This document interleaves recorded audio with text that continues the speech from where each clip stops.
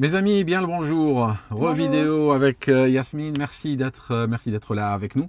Alors aujourd'hui, c'est pour répondre à une question qui revient assez souvent sur le WhatsApp que je vous montre sans arrêt.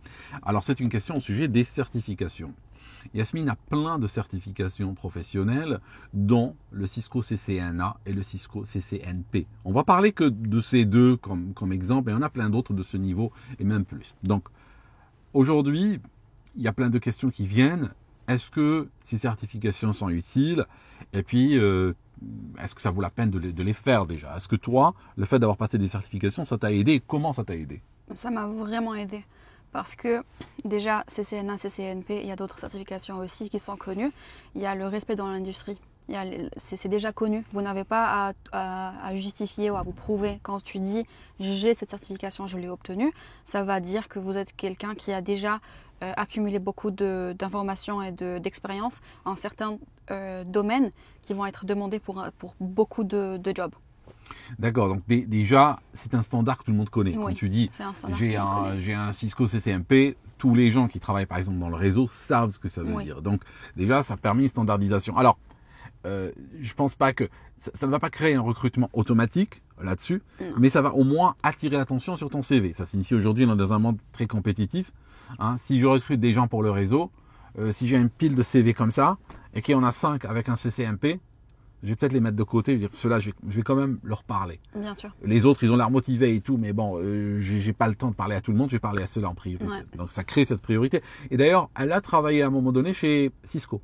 D'accord, qui est la grande compagnie number one du réseau dans le monde, ou number two, je sais pas, mais voilà, c'est une des grandes compagnies spécialisées dans le réseau. Maintenant, en termes de volume de travail, j'aimerais vous dire quelque chose.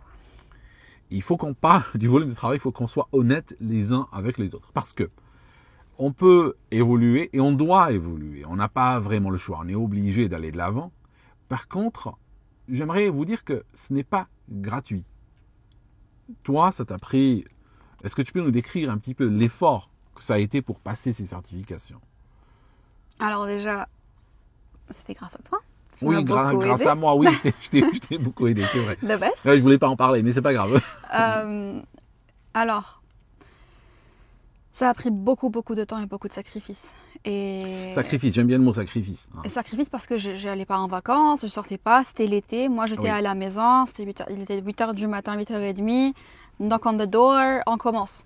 Et on travaillait toute la journée. Je travaillais toute la journée à réviser, à apprendre à faire les labs, à ne pas sortir. Quand mes amis étaient dehors, moi j'étais à la maison, j'étais en train d'étudier. Tout mon monde, durant le moment où je préparais cette certification, tournait autour de la certification. De la certification, exactement. C'est ça le plus important à comprendre, c'est qu'il y a un sacrifice. Ça signifie tu sors moins que tes copains, tu vas moins au cinéma que tes copains. Quand tu regardes ton téléphone et tu vois sur Instagram qu'ils sont en train de faire la fête quelque part, et puis toi tu es là en train de travailler, puis ça fait 10 heures que tu es en train de travailler, c'est quand même une galère. C'est quand même très dur psychologiquement. Parce que tu as envie de tout laisser tomber, aller avec eux. Je dis pas que de temps en temps, il ne faille pas le faire. Je dis pas que de temps en temps, il ne faut pas lâcher tout et aller. Mais il y a malgré tout un sacrifice. Attends, je vais être un petit peu harsh. Ça dépend où vous en êtes dans votre carrière. Si vous êtes au tout début, oui, lâchez. Et focussez-vous sur ça. Parce que la fête, vous pourrez la faire plus tard.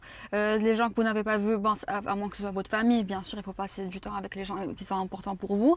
Mais si vous allez passer une soirée quelque part et vous allez être dehors jusqu'à 5h du matin, le lendemain, vous avez toute une journée qui est gâchée, vous étiez censé apprendre quelque chose ou avancer dans votre certification. Moi, je ne suis pas pour ça. Moi, j'ai fait tout l'inverse. Parce que pour moi, c'était important. Il faut connaître vos priorités. Pourquoi je l'ai fait cette certification ? Qu'est-ce que je vais gagner? Ce que vous allez gagner, ça dépend de la certification et de votre domaine, bien sûr, mais vous allez beaucoup avancer dans votre domaine. Et ça va vous donner une crédibilité qui va pay off. Oui, tu vas récolter plus tard le résultat de cette souffrance. C'est pas juste souffrir. C'est simple, soit tu souffres maintenant, soit tu souffres plus tard. Soit tu souffres. Aussi simple que ça. Voilà, c'est simple. En fait, il y a un prix à payer. Il y a un prix à payer. Pourquoi? C'est très simple. Nous sommes 8 milliards sur Terre. Et puis, visiblement, il n'y a pas assez de jobs intéressants pour tout le monde. Il n'y a pas assez d'endroits sympas pour tout le monde. Donc, toi, tu dois prouver qui tu es. Tu dois payer ce prix pour passer. Et sans que ceci se fait dans la souffrance. Il y a plein de gens qui veulent faire des trucs, et quand je leur demande en termes de « tu es prêt à payer quoi ?» Et quand je dis prêt à payer, je ne parle pas nécessairement d'argent. Oui, c'est vrai que ça implique de l'argent. Quand on passe une certification, on doit payer son examen et tout. Mais ça, c'est même pas le pire. C'est même pas le pire paiement qu'on fait.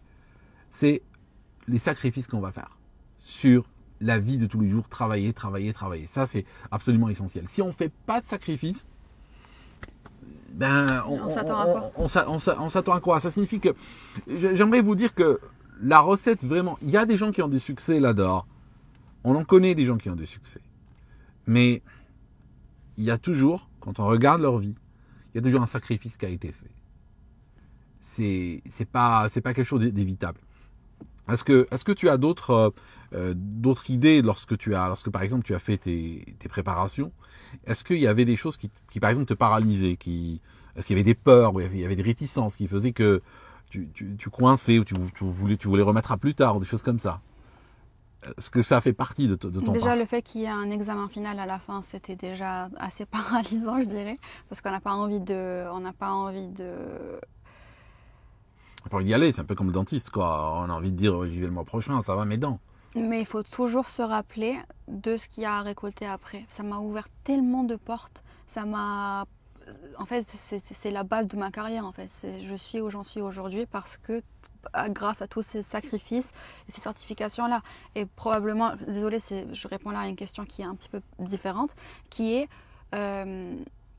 comment choisir ces certifications? Moi, je dirais, choisissez des certifications qui ne sont pas valides que chez un employeur particulier ou qui sont connues que dans cette boîte-là parce qu'il y a ce manager qui aime bien cette certification. Non, il faut être industry standard. Oui, être dans le standard de l'industrie. Dans le standard de l'industrie. Exactement. Donc, c'est quelque chose qui va être utilisé et transférable ailleurs. C'est absolument essentiel, oui. Essentiel, transférable ailleurs, oui. Et là, moi je faisais mon CCNA, mon CCNP dans le but de travailler chez Cisco et j'ai fini par le faire, ce qui était bien. Mais je me disais aussi en même temps, si ça ne marche pas avec eux, ça marchera ailleurs parce que ces certifications-là sont connues ailleurs. Donc, je me restrict. Tu te restreins pas. Oui, exactement. Oui, je ne me restreignais pas à un seul domaine ou une seule boîte ou une seule carrière one type. Parce que regardez, si vous allez en cybersécurité, ça demande du networking.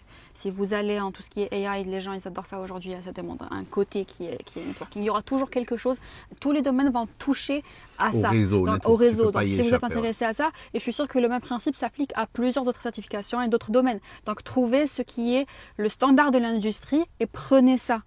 Et vous allez voir que ça va vous motiver à en faire plus. Moi, ça m'a motivé à en faire plus parce que quand j'ai fait mon CCNA, j'ai réalisé que ça m'a vraiment ouvert des portes et j'ai voulu faire mon CCNP qui est niveau professionnel. Oui, professionnel. Donc, vous aurez plus de motivation à faire encore plus. Surfer dessus. Exactement, surfer dessus. Oui. C'est le début qui va être dur. Le début est toujours dur quand on veut faire anything. Oui, dans n'importe quoi. Si je veux apprendre le chinois, le début est beaucoup plus dur que lorsque je suis avancé et je veux aller un peu plus loin. Oui, les 10 premières heures que vous allez passer à réviser ou à préparer n'importe quelle certification, elles vont être plus dures que les prochaines 20 heures et encore et ainsi de suite.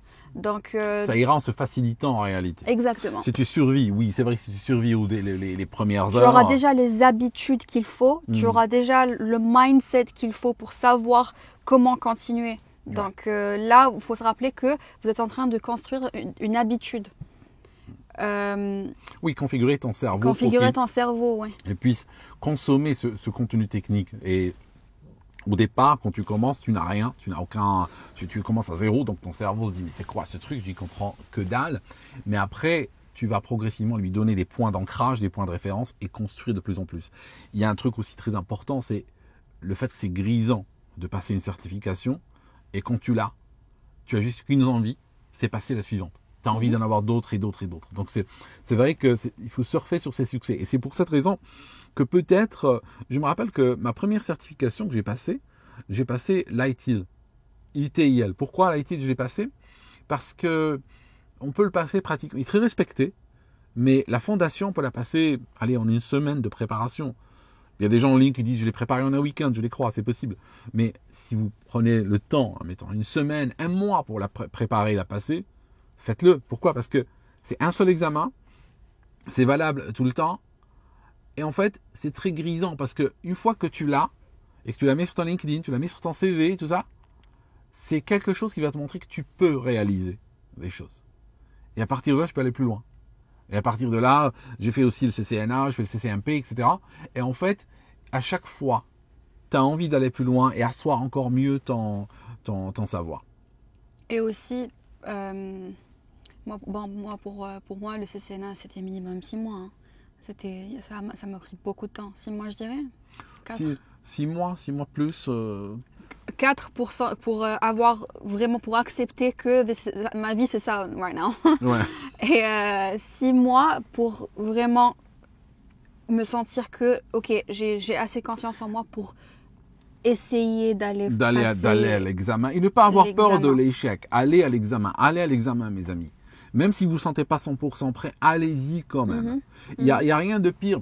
Vous savez, moi, ce qui m'a débloqué, il faut rendre à César ce qui appartient à César. Moi, l'idée de passer, par exemple, des certifications, ça date d'il y a très longtemps, mais j'hésitais tout le temps. Est-ce que je suis prêt? Est-ce que je suis prêt? Est-ce que je suis prêt? Et en fait, j'ai vu un jeune online sur YouTube, il a fait une vidéo qui n'était même pas très vue. Et il a dit, allez passer vos examens, allez tenter. Il a dit, j'ai plein d'amis, ça fait des années qu'ils attendent. Moi, j'ai beaucoup plus de certifications qu'eux parce que ça fait des années qu'ils attendent. Donc, allez-y. À un moment donné, tu débloques. Oui, ça te débloque. Tu bookes la date. Tu dis, bon, aujourd'hui, là, on est en janvier. Allez, je vais booker peut-être, je suis presque prêt, je vais booker en février. Tu es obligé d'y aller, il n'y a pas le choix. Yeah. D'accord? Tu le bookes. Quand tu as la date écrite, tu as la convocation qui est scotchée sur ton mur, tu vas voir, ça va te donner un boost d'énergie. Ouais, donc voilà, c'est ce que je cherche à dire, c'est que oui, les certifications c'est une bonne chose. Il faut bien les choisir, c'est clair, le plus large, le plus wide possible, que ça s'applique dans le maximum de secteurs de l'industrie. En même temps, il faut être prêt à payer le prix. Il y a un sacrifice personnel énorme. Et le plus dur, c'est le début. Qu'est-ce qui était plus dur pour toi, le CCNA ou le CCNP? CCNA. Le CCNA, c'est le premier niveau. Le CCNP, c'est le niveau professionnel. Ah ben moi, c'était pareil. Il y a un momentum après. Oui, ouais, c'est clair. C'est-à-dire que le premier, c'est toujours le plus dur. Parce que tu dois créer ce momentum, tu dois créer cette habitude, tu dois absorber ce premier savoir. Mais une fois que tu l'as fait, tu verras que le reste c'est plus facile. Donc le CCNP est considéré comme très compliqué parce que c'est le niveau professionnel, il est plus haut que le CCNA, il est vu même sur les CV, il est impressionnant et tout ça. Pourtant le CCNA, qui est normalement inférieur, il est plus dur à passer. Parce qu'une fois qu'on a passé le CNA, tac, on a débloqué son mental. Ouais. Voilà. Donc le but de ces vidéos, c'est débloquer le mental. Hein. C'est vous encourager, vous débloquer le mental, vous donner des conseils. Merci Yasmine d'avoir partagé cette expérience personnelle avec nous. Alors je vous remontre encore une fois le numéro, le WhatsApp. Voilà, vous pouvez me laisser des messages ici, vous pouvez les écrire sur le WhatsApp. N'envoyez pas d'SMS parce que c'est une puce où j'ai pas vraiment d'abonnement. Et n'appelez pas s'il vous plaît parce que j'ai pas de permanence. Sinon je vais me réveiller le matin, avoir un bureau, mettre un combiné comme ça.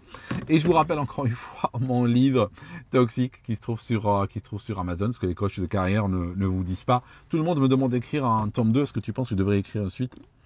Oui, il y a de quoi faire. Vraiment, il y a de quoi. Ouais. D'accord. Tu vas m'aider à écrire la suite alors.